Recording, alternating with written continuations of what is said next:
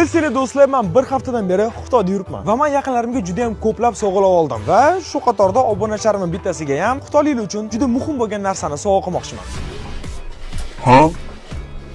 Ko'rib turganingizdek, do'stlar, bu yerda har xil choylar va boshqacha ichimlik tayyorlar ekan. Va hammalar endi ichkariroqqa yuraylik.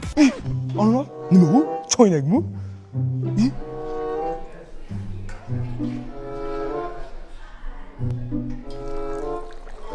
Ну давайте bo'lmasam bulardan nima sovg'a olishim kerakligini so'rab ko'ramiz. Excuse me, menga yordam bera olasizmi? Men choy olmoqchi edim. Eng yaxshi qaysi biri? 如果你跟我学茶艺，我可以回馈您一份茶礼。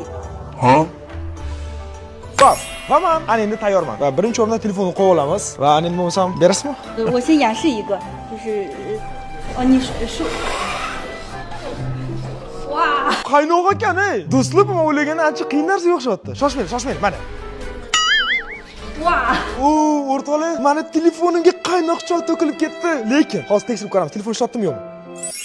Bemalol ishlayapti, o'rtoqlar, bemalol. Chunki bu Honor X9D telefon va bu telefon issiq suvga chidashi IP69K. Agar hozir choyni xuddi opatiga qo'ya olsam, like bosasiz. Yes or no? 我应该回答 yes。 Yes? Va do'stlar, men buni qo'yib bu chalishdan o'toldim. Va endi bo'lmasam, meni choyimni bering.